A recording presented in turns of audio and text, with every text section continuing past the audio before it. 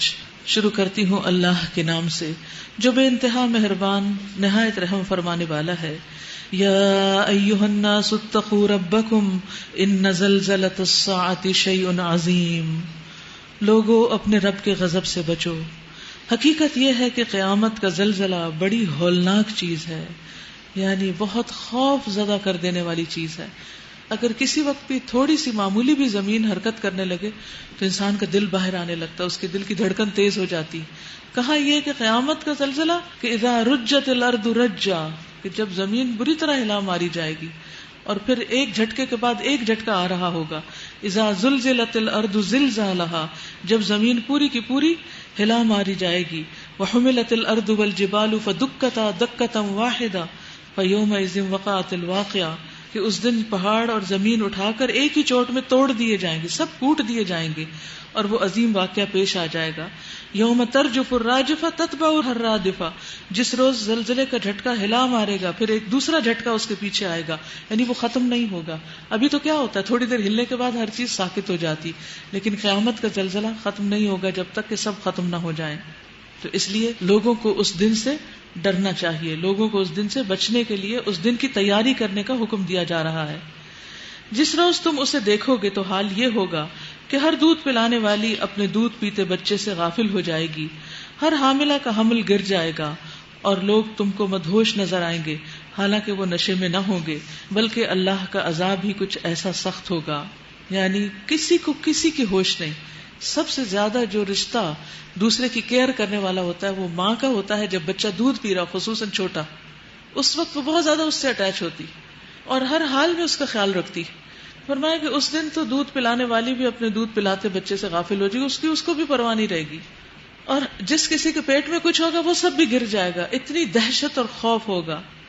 اور لوگوں کا حال کیا ہوگا جب یہ زلزلے آ رہے ہوں گے؟ جو لوگ زمین پر ہوں گے اس وقت، وَتَرَى النَّاسَ سُكَارَىٰ، جیسے وہ نشے میں ڈرنک ہوں، کوئی ادھر گر رہا ہے کوئی ادھر گر رہا ہے۔ وَمَا هُمْ بِسُكَارَىٰ، کوئی نشے میں نہیں ہوگا، ان کو ہر چیز کا ہوش ہوگا، پتہ چل رہا ہوگا کہ کیا ہو رہا ہے۔ وَلَكِنَّ عَذَابَ اللَّهِ شَدِيدٌ، لیکن اللہ کا عذاب بھی بڑا سخت ہوگا۔ وَمِنَ النَّاسِ مَن يُجَادِلُ فِي اللَّهِ بِغَيْرِ عِلْمٍ وَيَتَّبِعُ كُلَّ شَيْطَانٍ مَرِيدٍ، بعض لوگ ایسے ہیں جو علم کے بغیر اللہ کے بارے میں بحثیں کرتے ہیں، بغیر اللہ کو جانے اللہ کے بارے میں بات کرتے ہیں، اور ہر شیطان سرکش کی پیروی کرنے لگتے ہیں، حالانکہ اس کے تو نصیب میں ہی یہ لکھا ہے کہ جو اس کو دوست بنائے گا اسے وہ گمراہ کر کے چھوڑے گا اور عذاب جہنم کا راستہ دکھائے گا۔ یعنی شیطان کی دوستی بڑی مہنگی دوستی ہے۔ لوگو، اگر تمہیں موت کے بعد زندگی کے بارے میں کچھ شک ہے کہ دوبارہ نہیں اٹھیں گے، تو تمہیں معلوم ہو کہ ہم نے تم کو مٹی سے پیدا کی، یعنی اپنی تخلیق پر غور کرو کہ اب کیسے پیدا ہو گئے کہ دوبارہ نہیں ہو سکتے، پھر نطفے سے، پھر خون کے لوتھڑے سے، پھر گوشت کی بوٹی سے جو شکل والی بھی ہوتی ہے اور بے شکل بھی۔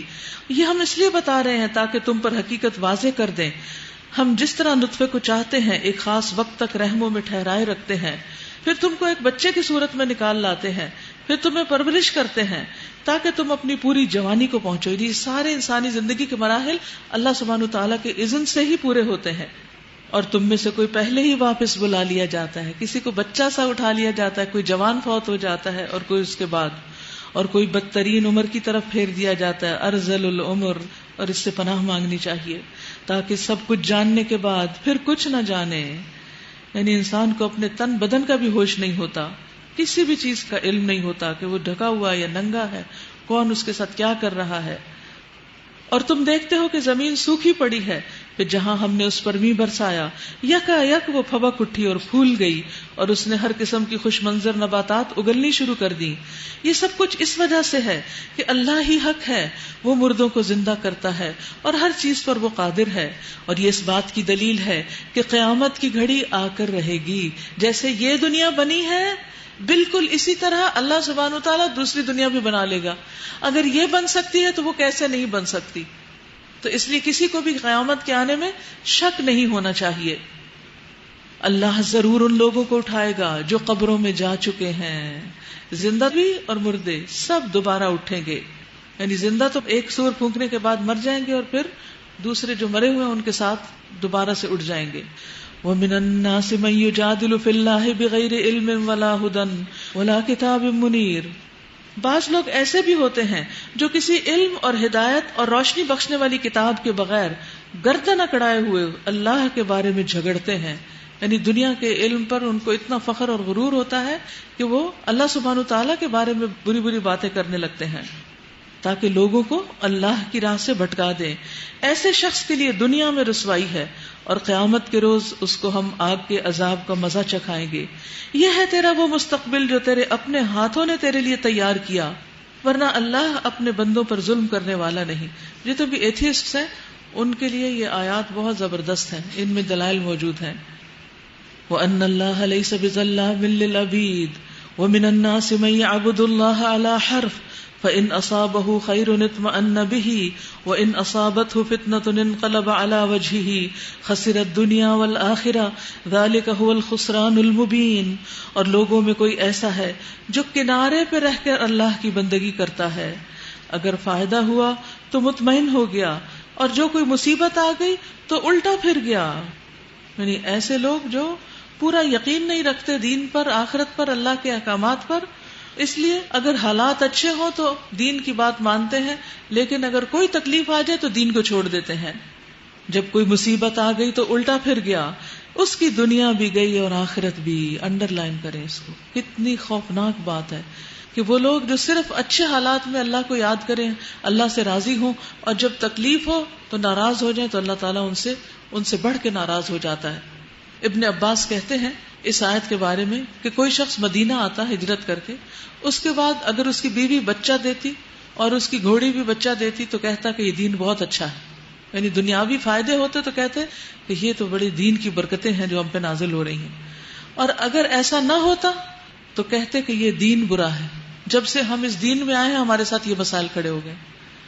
تو کبھی بھی اپنے مسائل کی وجہ دین نہ بتائیے. بعض لوگوں کی عادت ہوتی ہے کہ جب ان پر ویسے ہی مثلا ہسبینڈ وائف کی نہیں بن رہی یا بہن بھائی کی نہیں بن رہی یا کسی کے ساتھ، اور جب آپس میں نہیں بنتی تو اس کی کئی دنیاوی وجوہات ہوتی ہیں، کوئی مال کا لین دین، کوئی اور مزاج کا نہ ملنا، پھر اتنے میں دین زندگی میں داخل ہو جاتا ہے اور دین کی وجہ سے وہ بات اور بھی زیادہ بگڑ جاتی. تو وہ اپنے پچھلے سارے اختلافات کو چھوڑ کر صرف دین کو بلیم کرتے ہیں کہ جب سے میں نے دین کی راہ اختیار کیا مجھ پر یہ سارے امتحان ہیں اور میں اب اس دین کو چھوڑ رہی ہوں. نہیں، ایسے سے اللہ سبحانہ وتعالیٰ سخت ناراض ہوتا ہے. دیکھیے جیسے بیمار ہوتے وقت فرشتے آ کے دیکھتے ہیں نا یہ بندہ کیا باتیں کرتا ہے، اسی طرح کسی بھی آزمائش کے وقت فرشتے دیکھتے ہیں کہ بندہ بولتا کیا ہے. تو اس وقت فوراً اپنی زبان پہ نظر رکھیں کہ میں اب تکلیف کو کیسے لوگوں کے سامنے بیان کروں گی. تکلیف کو صرف اس وقت انسان کسی کے سامنے بیان کر سکتا ہے جب اسے کسی کام کی کوئی معقول عذر وجہ دینی ہو. مثلاً آپ اسکول نہیں آئے تو کوئی آپ سے پوچھتا ہے کہ آپ کیوں نہیں آئے، تو آپ کو بتانا پڑتا ہے کہ مجھے تکلیف تھی، ایک جینوئن ریزن ہے. آپ آہستہ چل رہے ہیں تو ہو سکتا ہے کوئی شخص اس سے اریٹیٹ ہو رہا تو آپ کو بتانا پڑتا ہے کہ مجھے تکلیف ہے اس لیے میں آہستہ چل رہی ہوں. اسی طرح جب کوئی وجہ ہو، ضرورت ہو، تو ڈاکٹر کو بتایا جا سکتا ہے کہ تکلیف کہاں تاکہ علاج ہو سکے. لیکن اس کے علاوہ ارریلیونٹ پیپل سے بلا وجہ بیٹھ کے اپنے دکھوں کی، بیماریوں کی، تکلیفوں کی، بچوں کی، ادھر کی ادھر کی داستانیں سنا سنا کے دوسروں کو پریشان کرنا، یہ انتہائی احمقانہ فعل ہے اور اس سے بچنا چاہیے. آپ اپنا مسئلہ صرف اس شخص کو سنائیں جو واقعی حل کر سکتا ہو، جو آپ کو کوئی اچھی نصیحت کرے. ورنہ غیبت سنا ادھر، غیبت سنا ادھر. کچھ لوگوں کا مشغلہ بن چکا ہوتا ہے، وہ جب دل میں اکیلے بیٹھے ہوتے ہیں ان کو کوئی غبار اٹھتا ہے پھر اٹھ کے فون کھڑکا دیتے، کسی نہ کسی کو شکایت لگا دیتے. تو یہ صبر کرنا نہیں ہے اور نہ اس پر کوئی اجر ہے. پھر تو مسائل کے حل کے لیے تو آپ بات ضرورت کے تحت کر سکتے ہیں، لیکن ویسے نہیں. تو دین کو بدنام نہ کرے. اور پھر خاص طور پر یہ کہ جب سے دین میں آئے ہیں تو یہ مسئلے ہو رہے ہیں، یہ کہنا تو بالکل چھوڑ دیں ورنہ اللہ تعالیٰ ناراض ہوگا. خسرت دنیا والآخرہ، اس کی دنیا بھی گئی اور آخرت بھی. یہ ہے صریح خسارہ. پھر وہ اللہ کو چھوڑ کر ان کو پکارتا ہے جو نہ اس کو نقصان پہنچا سکتے ہیں نہ فائدہ. ذالک هو الضلال البعید، یہ ہے دور کی گمراہی. یعنی بعض لوگ اللہ کو چھوڑ کر اوروں کو اپنا الہ بنا لیتے ہیں، ان کی عبادت کرتے ہیں. تو ایسا کرنے والوں کے لیے کیا کہا جا رہا ہے کہ وہ انتہا درجے کے گمراہ ہیں. وہ ان کو پکارتا ہے جن کا نقصان ان کے نفع سے قریب تر ہے. بدترین ہے اس کا مولا اور بدترین ہے اس کا رفیق. اس کے برعکس اللہ ان لوگوں کو جو ایمان لائے اور جنہوں نے نیک عمل کیے یقیناً ایسی جنتوں میں داخل کرے گا جن کے نیچے نہریں بہ رہی ہوں گی. اللہ کرتا ہے جو کچھ وہ چاہتا ہے. جو شخص یہ گمان رکھتا ہو کہ اللہ دنیا اور آخرت میں اس کی کوئی مدد نہ کرے گا، اسے چاہیے کہ ایک رسی کے ذریعے آسمان تک پہنچ کر شگاف لگائے، پھر دیکھ لے کہ آیا اس کی تدبیر کسی ایسی چیز کو رد کر سکتی ہے جو اسے ناگوار ہے۔ پیچھے مسائل کا ذکر ہو رہا تھا نا، تو کچھ لوگ جب ان کو کہا جاتا ہے کسی مسئلے کے حل کے لیے کہ اللہ سے دعا کرو، کہتے بہت دعائیں کی ہیں کچھ نہیں بنتا، تو شاید انہیں دعا کرنے کا مطلب ہی نہیں پتا۔ تو کبھی یہ نہ کہیں کہ بہت دعائیں کی ہیں اور ہماری نہیں سنی جاتی۔ آپ نے دیکھا پیغمبروں کی دعائیں سال ہر سال کے بعد قبول ہوئی، حالانکہ وہ پیغمبر تھے، وہ عام انسان نہیں تھے، خلیل اللہ تھے، ابراہیم علیہ السلام، اور 100 سال کی عمر میں بچہ پیدا ہو رہا ہے۔ تو اللہ سبحانہ وتعالیٰ تکلیف دور کرتا ہے، وہ مسئلہ حل کرتا ہے، لیکن اس کا اپنا ایک وقت ہے۔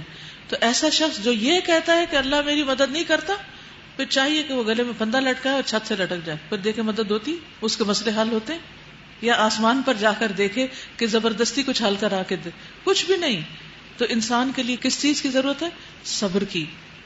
ایسی ہی کھلی کھلی باتوں کے ساتھ ہم نے اس قرآن کو نازل کیا، اور وہ ہدایت اللہ جسے چاہتا ہے دیتا ہے۔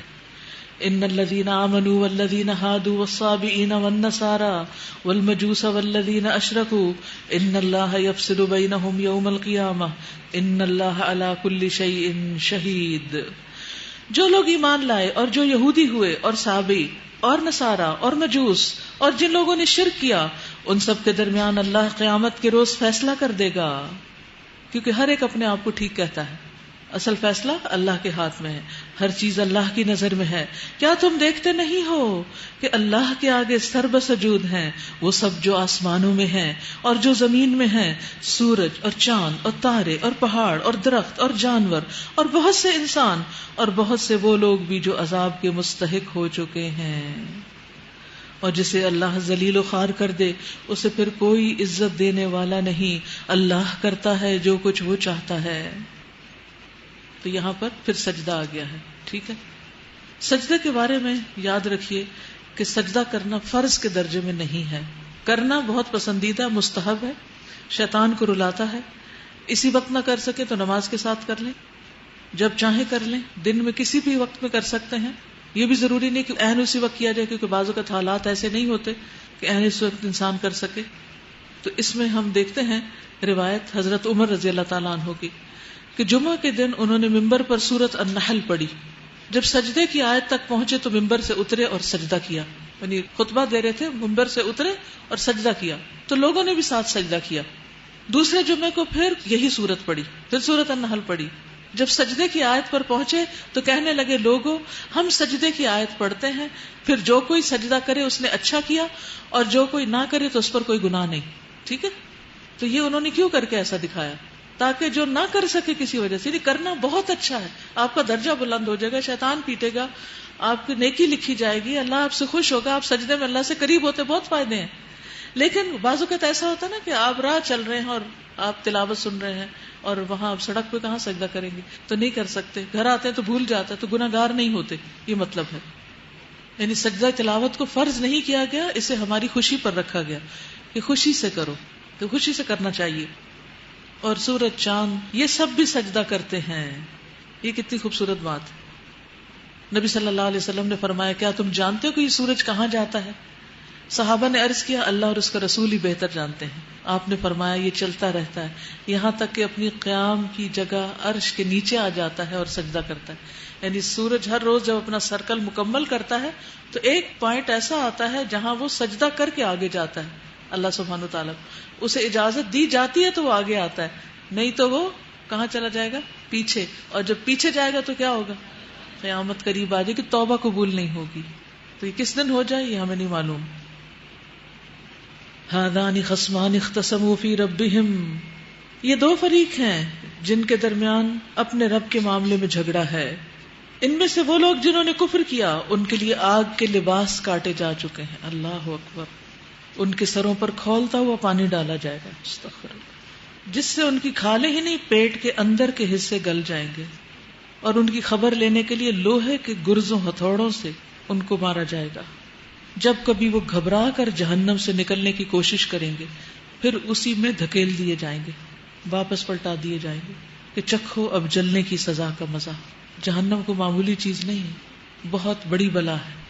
ہر اس کام کو چھوڑ دینا چاہیے جس کی وجہ سے انسان وہاں جائے، کسی بھی قیمت پر ہو. دوسری طرف ان اللہ يدخل الذین آمنوا وعملوا الصالحات جنات تجری من تحتها الانہار، جو لوگ ایمان لائے اور جنہوں نے نیک عمل کیے ان کو اللہ ایسی جنتوں میں داخل کرے گا جن کے نیچے نہریں بہ رہی ہوں گی، وہاں وہ سونے کے کنگنوں اور موتیوں سے آراستہ کیے جائیں گے، ان کو بیوٹیفائی کیا جائے گا، اور ان کے لباس ریشم کے ہوں گے. ان کو پاکیزہ بات قبول کرنے کی ہدایت بخشی گئی. جنت میں کیوں جائیں گے؟ کیونکہ انہوں نے پاکیزہ بات قبول کر لی. پاکیزہ بات کون سی ہے؟ لا الہ الا اللہ پاکیزہ کلمہ ہے. قرآن پاکیزہ ہے، قرآن پاک نہیں کہتے آپ. تو اس کو قبول کر لیا انہوں نے، اس کی ہدایات کو قبول کر لیا، اور جو جو کچھ اس نے بتایا انہوں نے اس کو اپنا لیا، تو ان کے لیے جنت کے باب ہیں. وَهُدُوا إِلَىٰ صِرَاطِ الْحَمِيدِ، اور انہیں اللہ سبحانہ وتعالی جو تعریف والا ہے اس کا راستہ دکھا دیا گیا. ہدایت کا راستہ کیسے ملتا ہے؟ جب انسان پاکیزہ بات کو لیتا ہے اور پاکیزہ چیز کو پسند کرتا ہے اور اس کو اپنے دل میں جگہ دیتا ہے، پھر اس کو وہ راستے بھی ملنے لگتے ہیں اور اللہ تعالیٰ اس پر استقامت بھی عطا کرتا ہے. جن لوگوں نے کفر کیا اور جو آج اللہ کے راستے سے روک رہے ہیں اور اس مسجد حرام کی زیارت میں مانے ہیں جسے ہم نے سب لوگوں کے لیے بنایا ہے، جس میں مقامی باشندوں اور باہر سے آنے والوں کے حقوق برابر ہیں، ان کی روش یقیناً سزا کی مستحق ہے. اس مسجد حرام میں بھی جو راستے سے ہٹ کر ظلم کا طریقہ اختیار کرے گا ہم اسے دردناک عذاب کا مزہ چکھائیں گے. یعنی اللہ کا گھر جو ہے حرم، وہ قابل احترام گھر ہے، اس میں کوئی ایسا کام نہیں کرنا چاہیے جو اس کی حرمت کو پامال کرے، کیونکہ اس کی سزا بھی بڑی سخت ہے. جو جگہ جتنی بڑی ہوتی ہے اس کی صفائی کا خیال نہ رکھنا بھی اتنا ہی بڑا ظلم اور جرم ہوتا ہے. نبی صلی اللہ علیہ وسلم نے فرمایا کہ میری امت کے اچھے اور برے اعمال مجھ پر پیش کیے گئے تو میں نے ان کے اچھے اعمال میں سے اچھا عمل راستے میں تکلیف دہ چیز کو دور کرنا پایا، اور ان میں سے ان کے برے اعمال دکھائے گئے تو برے اعمال میں سے مسجد میں تھوکنا اور اس کا دفن نہ کرنا. مسجد میں تھوکنا، اللہ اکبر، وہی ہو سکتا ہے کہ انتہائی غلیظ طبیعت کا انسان ہو کہ جس کو اس بات کی پرواہ نہ کہ وہ اللہ کے گھر میں بیٹھا ہے. تو اس لیے جہاں کہیں اللہ کا نام لیا جا رہا ہو اس جگہ کی صفائی کرنا، اس جگہ کو پاک صاف رکھنا، صاف ستھرا رکھنا ایمان کی علامت ہے. ابو سہلہ صاحب بن خلاد کہتے ہیں کہ ایک شخص نے ایک قوم کی امامت کی اور اس نے اسے قبلے کی طرف تھوک دیا. یعنی آگے کھڑا تھا، نماز پڑھا رہا تھا، تو گلے میں کچھ ہوا ہوگا تو سامنے ہی تھوک دیا. رسول اللہ صلی اللہ علیہ وسلم اس کی طرف دیکھ رہے تھے. تو جب وہ نماز سے فارغ ہوا تو رسول اللہ صلی اللہ علیہ وسلم نے لوگوں سے فرمایا آئندہ اسے تم امامت کے لیے کھڑا مت کرنا، یہ شخص امامت کے لائق نہیں، لیڈر بننے کے لائق نہیں، جس کو یہ تمیز نہیں. اور پھر قیامت کے دن جو شخص بھی مسجدوں کی بے حرمتی کرے گا وہ سب سے بڑا ظالم قرار پائے گا. اس کے برعکس مسجد کی صفائی کا اجر کیا ہے؟ وہ اس عورت کا واقعہ صحیح بخاری میں آتا ہے نا، جو سیاہ رنگ کی باندھی تھی، مسجد میں جھاڑو دیتی تھی. جب اسے وہ نہ ملی، نظر نہ آئی، تو نبی صلی اللہ علیہ وسلم نے اس کے بارے میں پوچھا تو بتایا گیا کہ اس کا تو گزشتہ روز انتقال ہو گیا ہے. آپ نے فرمایا مجھے کیوں نہیں بتایا تم نے؟ پھر آپ خود ان کی قبر پر گئے اور دوبارہ اس کا جنازہ پڑھا. یعنی اتنا بڑا اعزاز دیا کہ وہ کوئی سربراہ سلطنت نہیں تھی، وہ مسجد میں جھاڑو لگاتی تھی، لیکن اللہ کے نزدیک عزت کس کام میں ہے یہ سمجھنا چاہیے.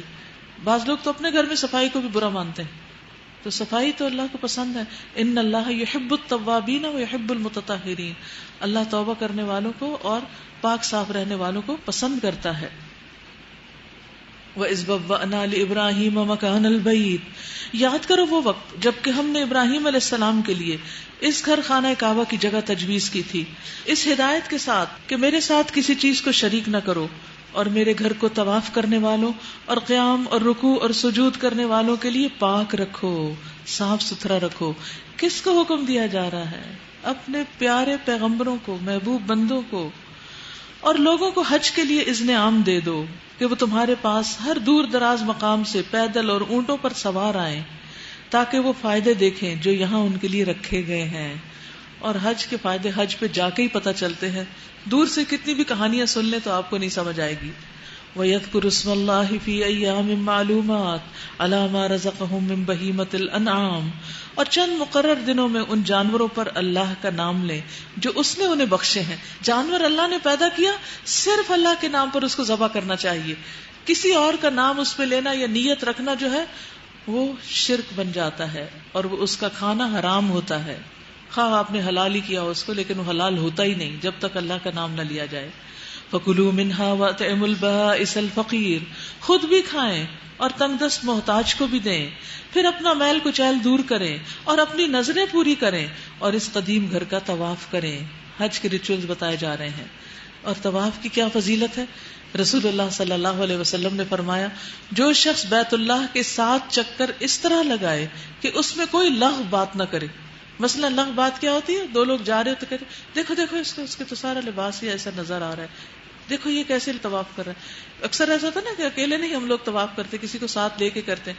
پھر جب 2 لوگ ساتھ ہو جاتے تو خواتین تو باتیں کرنے سے باز آتی ہی نہیں، کسی نہ کسی پہ ضرور تبصرہ ہو جائے گا. یہ تبصرہ بھی لغو ہے، یا تو غیبت ہوگی یا لغو ہوگا. تو اس لیے اس وقت پوری توجہ اللہ سبحانہ وتعالیٰ کی طرف ہونی چاہیے. تو فرمایا اس کو ایک غلام آزاد کرنے کے برابر ثواب ملے گا جو طواف میں کوئی لغو بات نہ کرے گا.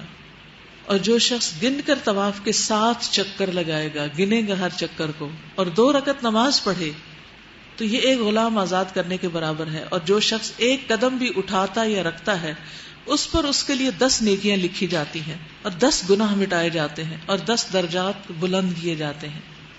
تو اگر پاؤں تھک جائیں تو بھی نہ تھکیں، تو بھی شکایت نہ کریں، کسی سے شکوہ نہ کریں، کیونکہ یہ تعظیم کے خلاف ہے. وَمَن يُعَظِّمْ حُرُمَاتِ اللَّهِ فَهُوَ خَيْرٌ لَهُ عِندَ رَبِّهِ، اور جو کوئی اللہ کی قائم کردہ حرمتوں کا احترام کرے تو یہ رب کے نزدیک خود اسی کے لیے بہتر ہے. یعنی جو شخص کرے گا اسی کو فائدہ پہنچے گا. اور تمہارے لیے مویشی جانور حلال کیے گئے ماں سوا ان چیزوں کے جو تمہیں بتائی جا چکی ہیں، بس بتوں کی گندگی سے بچو، جھوٹی باتوں سے پرہیز کرو.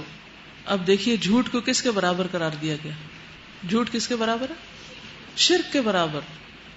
وَاجْتَنِبُوا قَوْلَ الزُّورِ حُنَفَاءَ لِلَّهِ غَيْرَ مُشْرِكِينَ بِهِ وَمَن يُشْرِكْ بِاللَّهِ فَكَأَنَّمَا خَرَّ مِنَ السَّمَاءِ فَتَخْطَفُهُ الطَّيْرُ أَوْ تَهْوِي بِهِ الرِّيحُ فِي مَكَانٍ سَحِيقٍ. بس بتوں کی گندگی سے بچو اور جھوٹی بات سے پرہیز کرو، یکسو ہو کر اللہ کے بندے بنو اور اس کے ساتھ کسی کو شریک نہ کرو. اور جو کوئی اللہ کے ساتھ شرک کرے تو گویا وہ آسمان سے گر گیا. اب یا تو اسے پرندے اچک لے جائیں گے یا ہوا اس کو ایسی جگہ لے جا کر پھینک دے گی جہاں اس کے چیتھڑے اڑ جائیں گے. کبھی کسی کو دیکھا جو بلند عمارت سے گر کے مرتے ہیں لوگ؟ ہڈی چور چور ہو جاتی، ٹکڑے ٹکڑے ہو جاتا. کہاں یہ کہ کوئی آسمان سے گرے تو اس کا حال کیا ہوگا؟ تو جو شرک کرتا ہے اس کی ایسی ہی ہلاکت ہے. یہ ہے اصل معاملہ، اسے سمجھ لو.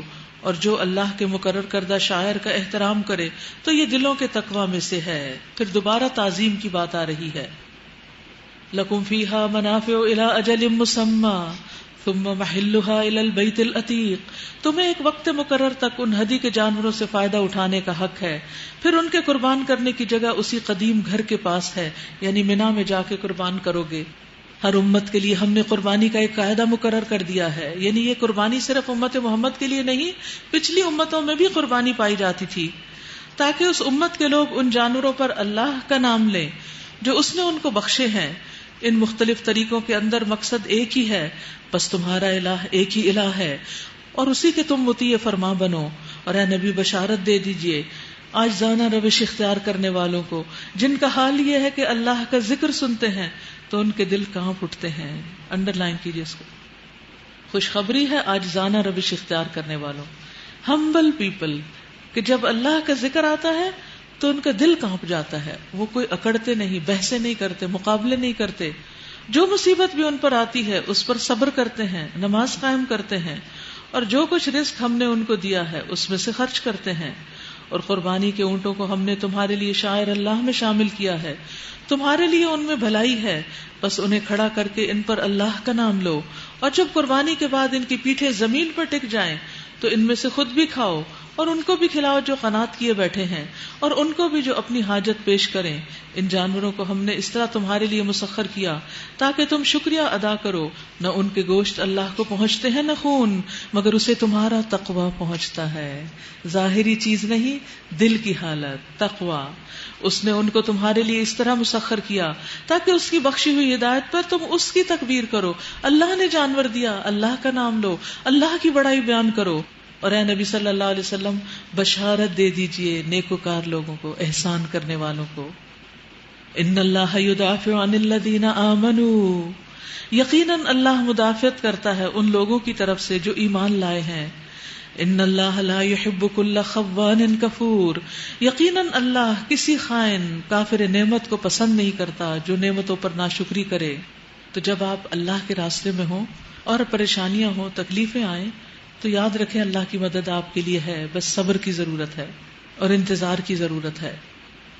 اذن للذین یقاتلون بانہم ظلموا، اجازت دے دی گئی ان لوگوں کو جن کے خلاف جنگ کی جا رہی ہے کیونکہ وہ مظلوم ہیں، اور اللہ یقیناً ان کی مدد پر قادر ہے. یہ وہ لوگ ہیں جو اپنے گھروں سے ناحق نکال دیے گئے صرف اس قصور پر کہ وہ کہتے تھے کہ ہمارا رب اللہ ہے. اگر اللہ لوگوں کو ایک دوسرے کے ذریعے دفع نہ کرتا رہے تو خانقاہیں اور گرجا اور معبد اور مسجدیں جن میں اللہ کا کثرت سے نام لیا جاتا ہے سب مسمار کر ڈالی جائیں. اللہ ضرور ان لوگوں کی مدد کرے گا جو اس کی مدد کریں گے. انڈر لائن وَلَيَنْصُرَنَّ اللَّهُ مَن يَنْصُرُهُ، اللہ ضرور ان لوگوں کی مدد کرے گا. کتنا سچا وعدہ ہے. تو کبھی بھی نہ گھبرائیں مخالفتوں سے. من ينصرہ، فکر اس کی لگ جائے کہ ہم اللہ کے دین کی مدد کہاں سے کریں، کیسے کریں، کتنی کریں، کب کریں. ان اللہ لقوی عزیز، بے شک اللہ بڑا طاقتور اور زبردست ہے. الذین ان مکناہم فی الارض اقاموا الصلاۃ وآتوا الزکاۃ وامروا بالمعروف ونہوا عن المنکر وللہ عاقبۃ الامور. یہ وہ لوگ ہیں جنہیں اگر ہم زمین میں اقتدار بخشیں تو وہ نماز قائم کریں گے، زکوٰۃ دیں گے، معروف کا حکم دیں گے اور منکر سے منع کریں گے، اور تمام معاملات کا انجام کار اللہ کے ہاتھ میں ہے. اے نبی صلی اللہ علیہ وسلم، اگر وہ تمہیں جھٹلاتے ہیں تو ان سے پہلے قوم نوح اور عاد اور سمود اور قوم ابراہیم اور قوم لوط اور اہل مدین بھی جھٹلا چکے ہیں، اور موسیٰ علیہ السلام بھی جھٹلائے جا چکے ہیں. ان سب منکرین حق کو پہلے میں نے مہلت دی، پھر پکڑ لیا. اب دیکھ لو میری عقوبت کیسی سخت تھی. کتنی ہی خطا کار بستیاں ہیں جن کو ہم نے تباہ کیا ہے، آج وہ اپنی چھتوں پر الٹی پڑی ہیں، یعنی ان کے گھر ان کے اوپر گرے پڑے ہیں، وہ زلزلوں میں دب کے زمین میں مر چکی ہیں.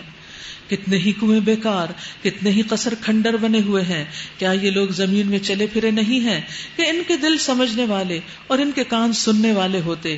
حقیقت یہ ہے کہ آنکھیں اندھی نہیں ہوتی مگر وہ دل اندھے ہو جاتے ہیں جو سینوں میں ہیں. دل اندھے ہو جاتے ہیں، اور جب دل اندھا ہو جائے تو پھر انسان کو حق بات نظر نہیں آتی. ابن مسعود کہتے ہیں وہ شخص ہلاک ہوا جس کا دل نیکی کو نیکی اور برائی کو برائی نہ سمجھے. کتنی سخت بات ہے. وہ شخص ہلاک ہوا جس کا دل نیکی کو نیکی نہ سمجھے اور برائی کو برائی نہ سمجھے. بے حس، اس کے سامنے نیکی ہو یا بدی وہ ٹس سے مس نہ ہو، برابر ہے. تو اصل بات دل کی ہے. اگر دل مومن ہے، متقی ہے، متوکل ہے تو ہر چیز اپنی جگہ پر آ جائے گی.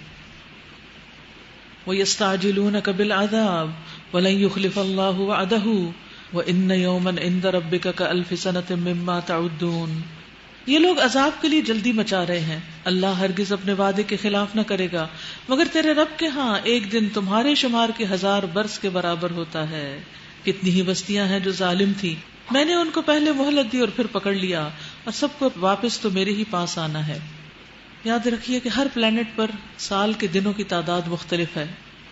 تو اللہ سبحانہ وتعالیٰ کے ہاں جو کیلنڈر ہے اس میں سال کے دنوں کی تعداد فرق ہے. اے محمد صلی اللہ علیہ وسلم کہہ دیجئے کہ لوگو، میں تو تمہارے لیے صرف وہ شخص ہوں جو برا وقت آنے سے پہلے صاف صاف خبردار کر دینے والا ہوں. پھر جو ایمان لائیں گے اور نیک عمل کریں گے ان کے لیے مغفرت ہے اور عزت کی روزی. عزت کی روزی یعنی عزت کے ساتھ بٹھا کے دیا جائے گا. اور جو ہماری آیات کو نیچا دکھانے کی کوشش کریں گے وہ دوزخ کے یار ہیں. اور اے محمد صلی اللہ علیہ وسلم، تم سے پہلے ہم نے نہ کوئی رسول ایسا بھیجا اور نہ نبی جس کے ساتھ یہ معاملہ نہ پیش آیا ہو کہ جب اس نے تمنا کی شیطان اس کی تمنا میں خلل انداز ہو گیا. یعنی جب اس نے کسی اچھی چیز کی اپنی امت کے لیے، اپنی قوم کے لیے آرزو کی تو شیطان نے پوری رکاوٹیں ڈالی کہ وہ پوری نہ ہو سکے. اس طرح جو کچھ بھی شیطان خلل اندازیاں کرتا ہے اللہ ان کو مٹا دیتا ہے اور اپنی آیات کو پختہ کر دیتا ہے. اللہ علیم اور حکیم ہے. یہ اس لیے ہونے دیتا ہے تاکہ شیطان کی ڈالی ہوئی خرابی کو فتنہ بنا دے ان لوگوں کے لیے جن کے دلوں کو نفاق کا روگ لگا ہوا ہے اور جن کے دل کھوٹے ہیں. حقیقت یہ ہے کہ ظالم لوگ اناد میں بہت دور نکل چکے ہیں، اور علم سے بہرہ مند لوگ جان لیں کہ یہ حق ہے تیرے رب کی طرف سے، اور وہ اس پر ایمان لے آئیں اور ان کے دل اس کے آگے جھک جائیں، یقیناً اللہ ایمان لانے والوں کو ہمیشہ سیدھا راستہ دکھاتا ہے. یعنی شیطان کی جو افتراء پردازیاں ہیں، جو رکاوٹیں ہیں، وہ اپنی جگہ، لیکن اللہ سبحانہ وتعالی اپنے بندوں کو صحیح راہ پر لے جاتا ہے، اور رکاوٹوں سے انسان کے کھرے کھوٹے کی تمیز ہو جاتی ہے. جو واقعی اللہ کے لیے سچا ہوتا ہے وہ پھر نیکی کے کام پہ جم جاتا ہے، ورنہ رکاوٹ آنے پر چھوڑ دیتا ہے. وَلَا يَزَالُ الَّذِينَ كَفَرُوا فِي مِرْيَةٍ مِّنْهُ حَتَّى تَأْتِيَهُمُ السَّاعَةُ بَغْتَةً أَوْ يَأْتِيَهُمْ عَذَابُ يَوْمٍ أَقِيمٍ. انکار کرنے والے تو اس کی طرف سے شک ہی میں پڑے رہیں گے، یہاں تک کہ یا تو ان پر قیامت کی گھڑی اچانک آ جائے یا ایک منحوس دن کا عذاب نازل ہو جائے. اس روز بادشاہی اللہ کی ہوگی، وہ ان کے درمیان فیصلہ کر دے گا. جو ایمان رکھنے والے اور عمل صالح کرنے والے ہوں گے وہ نعمت بھری جنتوں میں جائیں گے، اور جنہوں نے کفر کیا ہوگا اور ہماری آیات کو جھٹلایا ہوگا ان کے لیے رسوا کن عذاب ہوگا، یعنی بہت ذلیل کرنے والا. اور جن لوگوں نے اللہ کی راہ میں ہجرت کی پھر قتل کر دیے گئے یا مر گئے، اللہ ان کو اچھا رزق دے گا. اللہ کے راستے میں مارے جانے والوں کو اللہ تعالیٰ اچھا رزق دیتا ہے. ہمیں دنیا میں لگتا ہے کہ وہ بہت زیادہ مشکل میں ہے یا ان کے ساتھ بہت ظلم ہوا ہے، بظاہر ہوا بھی ہو لیکن ان کا انجام اچھا ہے تو سب اچھا. اور یقیناً اللہ ہی بہترین رازق ہے، وہ انہیں ایسی جگہ پہنچائے گا جس سے وہ خوش ہو جائیں گے. بے شک اللہ علیم اور حلیم ہے. یہ تو ہے ان کا حال، اور جو کوئی بدلہ لے ویسا ہی جیسا اس کے ساتھ کیا گیا تھا اور پھر اس پر زیادتی بھی کی گئی تو اللہ اس کی مدد ضرور کرے گا. اللہ معاف فرمانے والا اور درگزر کرنے والا ہے.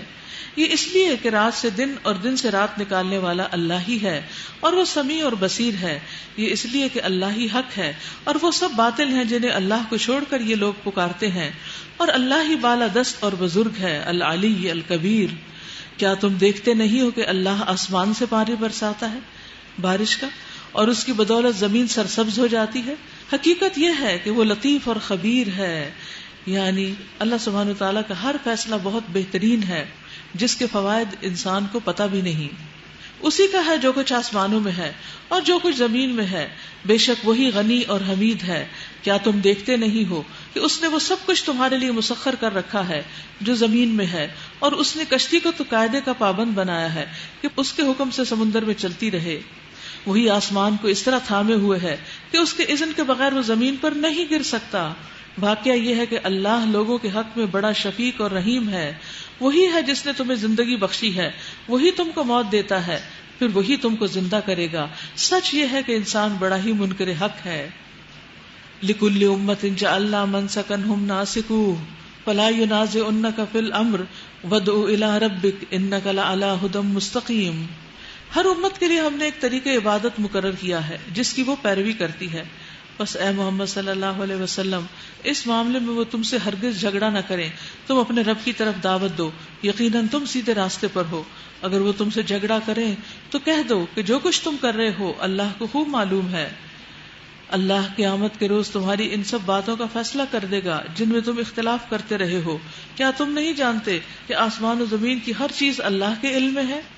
سب کچھ ایک کتاب میں درج ہے، اس کے لیے کچھ بھی مشکل نہیں. یہ لوگ اللہ کو چھوڑ کر ان کی عبادت کر رہے ہیں جن کے لیے نہ تو اس نے کوئی سند نازل کی ہے اور نہ خود ان کو اس کے بارے میں کچھ علم ہے. ان ظالموں کے لیے کوئی مددگار نہیں. اور جب ان کو ہماری صاف صاف آیات سنائی جاتی ہیں تو تم دیکھتے ہو کہ منکرین حق کے چہرے بگڑنے لگتے ہیں، اور ایسا محسوس ہوتا ہے کہ وہ ابھی ان لوگوں پر ٹوٹ پڑیں گے جو انہیں ہماری آیات سناتے ہیں. ان سے کہو میں بتاؤں تمہیں اس سے بدتر چیز کیا ہے؟ آگ. اللہ نے اسی کا وعدہ ان لوگوں کے حق میں کر رکھا ہے جو قبول حق سے انکار کریں، اور وہ بہت ہی برا ٹھکانہ ہے. پھر فرمایا یا ایھا الناس ضرب مثل فاستمعوا له ان الذين تدعون من دون الله لن يخلقوا ذبابا ولو اجتمعوا له وان يسلبهم الذباب شيئا لا يستنقذوه منه ضعف الطالب والمطلوب. لوگوں ایک مثال دی جاتی ہے، غور سے سنو. جن معبودوں کو تم اللہ کو چھوڑ کر پکارتے ہو وہ سب مل کر ایک مکھی بھی پیدا کرنا چاہیں تو نہیں کر سکتے، بلکہ اگر مکھی ان سے کوئی چیز چھین لے جائے تو وہ اسے چھڑا بھی نہیں سکتے. مدد چاہنے والے بھی کمزور اور جن سے مدد چاہی جاتی ہے وہ بھی کمزور. فرمایا یا ایھا الناس، اے لوگو، تمام لوگوں کو خطاب ہے. ضرب مثل، ایک مثال بیان کی جاتی ہے. فاستمعوا له، اس کو غور سے سنو. آپ سب سے مجھ سے یہی حکم ہے کہ اس مثال کو غور سے سنو. کیا ہے مثال؟ ان الذین تدعون من دون اللہ، بے شک وہ ہستیاں جن کو تم پکارتے ہو اللہ کے سوا، جن کو اب تم بڑا سمجھ کر ان سے مانگتے ہو اپنی حاجات، لن یخلقوا ذبابا، وہ تو ہرگز مکھی بھی پیدا نہیں کر سکتے، ولو اجتمعوا لہ، اگرچہ وہ اس کے لیے اکٹھے ہی کیوں نہ ہو جائیں. ساری دنیا کے لوگ مل کر بھی ایک مکھی بنانا چاہے تو نہیں بنا سکتے.